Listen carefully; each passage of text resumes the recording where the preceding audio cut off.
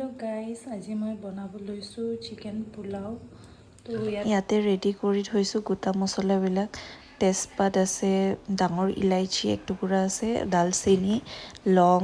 জালুক আৰু জিৰা অলপমান তো এতিয়া তেলটো গৰম হ'ব দিলোঁ গৰম হোৱাৰ লগে লগে এইখিনি দি দিম মই চিকেন মেৰিনেট কৰি থৈছো পানী হৈ গ'ল ফ্ৰিজত একচুয়ালি নাধাকে থৈছিলো মই ইয়াতে চাউল ভিজাই থৈ দিছো গোটা মছলাবিলাক দি দিওঁ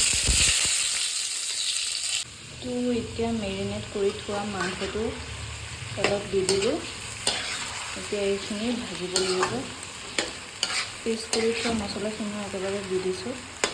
এইখিনি ভাজি লওঁ নিমখ দিয়া নাছিলোঁ মেৰিনেট কৰোঁতে এতিয়া নিমখ দি দিলোঁ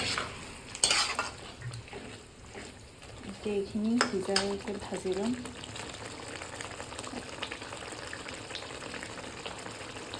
তো গাইছ মাংসটো সিজি আছে মাংসটো 80% সিজাই ল'ম তাৰপিছত কুকাৰত ট্ৰান্সফাৰ কৰিম যিহেতু কুকাৰতে বনাম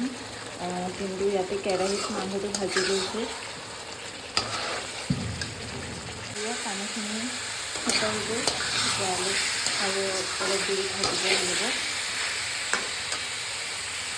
এতিয়া তেল বিৰিঙি আহিছে আৰু অলপ ভাজিব লাগিব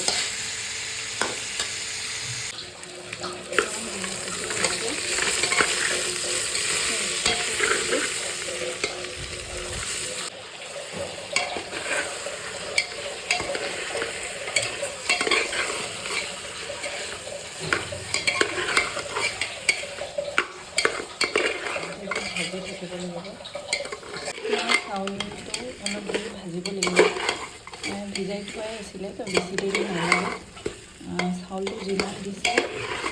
তাৰে আধা পানী দি পিনে এটা চিটি মাৰিব দিলে হ'ল অলপ ওপৰত আহোঁতে পানীটো দিলে হ'ল আৰু it's turn out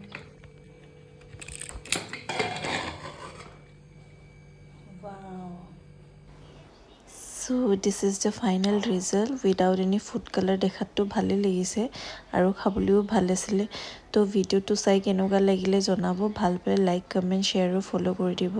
that's all for today bye bye